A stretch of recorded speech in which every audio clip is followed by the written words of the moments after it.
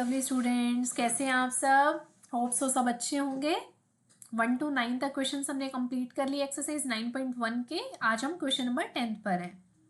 Question number 10 में क्या given है? अच्छा इंपॉर्टेंट क्वेश्चन है।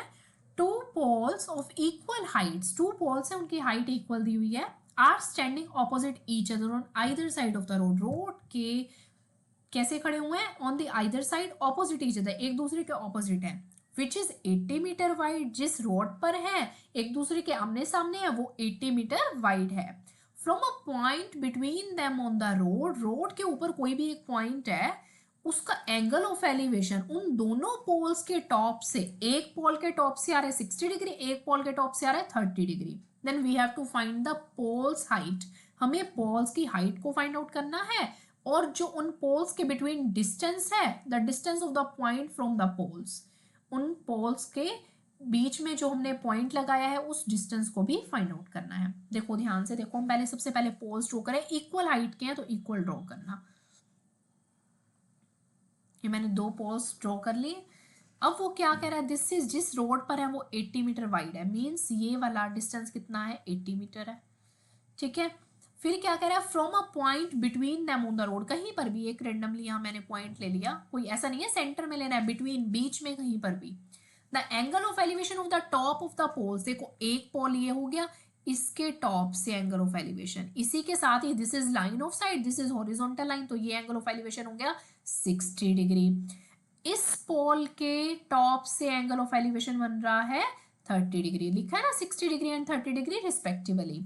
Find the height of the poles, इनकी हाइट मुझे फाइंड आउट करनी है, plus and the distances of the point from the poles, ये जो डिस्टेंस है, ये पॉइंट जहां लिया, ये वाला डिस्टेंस और ये वाला डिस्टेंस जो है ये फाइंड आउट करना है। इक्वल नहीं है, वो वैसे लग रहा है आपको फिगर में, मैंने कहीं पर भी बीच में एक रैंडमली पॉइंट लिया और उस पर इंक्लिनेशन किया है। ठीक है, अब इसकी नेमिंग कर लेते हैं, ए बी सी डी ई। ठीक है, अब हम सबसे पहले देखो क्या करेंगे। आप क्या करेंगे? ए बी और डी ई इक्वल दिए हुए हैं। अगर ये इक्वल हैं तो मैं इन दोनों ट्राइंगल्स की हेल्प से ए बी निकाल लूं और डी ई निकाल लूं। इक्वल है तो दोनों को मैं इक्वल पुट कर सकती हूँ ना, तब मेरे पास कुछ ना कुछ आ जाएगा। ठीक है, तो हम क्या करते हैं, पहले ट्राइंगल लेते हैं ए बी सी, यहां पे करो in triangle A B C perpendicular upon base. मुझे फाइनली वैसे बीसी और सीई फाइंड आउट करना ना, तो ए बी और बीसी में रिलेशन देखेंगे। ए बी ही मैं ऊपर क्यों ले रही हूँ? आप कहोगे ए सी मैम क्यों नहीं ले रहे? ए बी मैं इसलिए ले रही हूँ कि नेक्स्ट में भी मैं डी ई ले सकूं।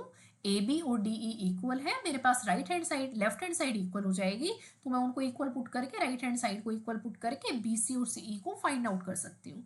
हर चीज को हम क्यों कर रहे हैं जरूर सोचना है क्वेश्चन करने से पहले, कि हमने ये स्टेप किया क्यों किया, हम ऐसा क्यों नहीं कर सकते थे, और कर सकते हैं तो आप उसको करके भी देखना। ऐसा नहीं है क्वेश्चन एक ही मेथड से होता है, डिफरेंट डिफरेंट मेथड से भी होता है, तो आपको क्रैम नहीं करना, किसी भी मेथड से आप कर सकते हो। क्या पता उस टाइम पे आपके माइंड में क्या चल रहा है, कैसे आ रहा है, तो हर टाइप से आपको क्वेश्चन को करना आना चाहिए। तो हम एसी को क्यों नहीं ले रहे? क्योंकि उसका कोई यूज ही नहीं है, विदाउट यूज तो आप काम नहीं करेंगे ना।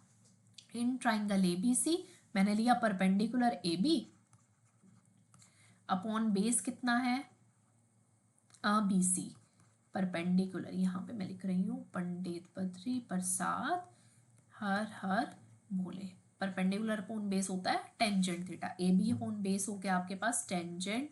अब इस ट्राइंगल में लिया that is 60 degree, tangent 60 degree होता है √3, √3, तो ए बी आपके पास आ गया बी सी √3। क्लियर है यहाँ तक? अब मैं दूसरा ट्राइंगल ले लेती हूँ, in triangle D C E, D C E मैं फिर परपेंडिकुलर ले रही हूँ डी ई अपॉन बेस ले रही हूँ सी ई, टेंजेंट 30 डिग्री, टेंजेंट 30 होता है 1/√3। मुझे तो डी ई निकालना है, तो डी ई क्या हो जाएगा? सी ई अपॉन √3। यहां तक क्लियर है? अब आपको ये पता है कि ए बी और डी ई इक्वल है, A B is equal to D E is equal to given. Equal है ना, दिया हुआ है तो अब हमने क्या रख दिया, ए बी और डी ई को अगर इक्वल रखें तो राइट हैंड साइड इक्वल हो जाएंगी, मीन्स बी सी √3 इक्वल हो जाएगा सी ई अपॉन √3 के। √3 को मैं इधर ले जाऊं तो √3 into B C √3 is equal to C E. तो सी ई की क्या वैल्यू आ गई आपके पास, √3 BC मतलब 3BC, सी ई आ गया 3BC, यहाँ पर सी ई आ गया 3BC। और बी ई क्या है आपके पास, बी ई क्या है आपके पास, BC प्लस सी ई तो है, बी ई। अब आप कहोगे कि हमने क्यों लिया बी ई बी सी बताती हूँ भाई, बी ई लिख ले एक बार, बी सी प्लस सी ई। बी ई बच्चे मैंने इसलिए लिया क्योंकि ना मुझे बी ई की वैल्यू गिवन है 80, तो मैं बी ई की वैल्यू लिख के तभी तो कुछ ना कुछ फाइंड आउट करूंगी ना, एक आधी चीज़ तो मैं दी होनी चाहिए। तो B E is equal to B C plus C E है, सी ई मैंने निकाल दिया 3BC, means B C plus B C भी रख दूँ, मैं देखती हूँ एक बार क्या आएगा, बी सी प्लस सी ई क्या है 3BC है, और बी ई की वैल्यू आपको दी हुई है 80। यहाँ तक क्लियर है। उसके बाद देखो क्या करोगे, तो बी सी प्लस 3BC हो गया 4BC, 80 के इक्वल आ गया, तो बी सी की वैल्यू क्या आ गई आपके पास, 80/4 दैट इज 20।